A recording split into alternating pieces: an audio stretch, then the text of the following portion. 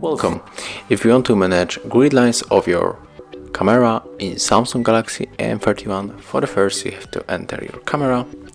Right now just click here, then scroll down, and with the switcher, when you click here and it's on the blue color, it's turned on.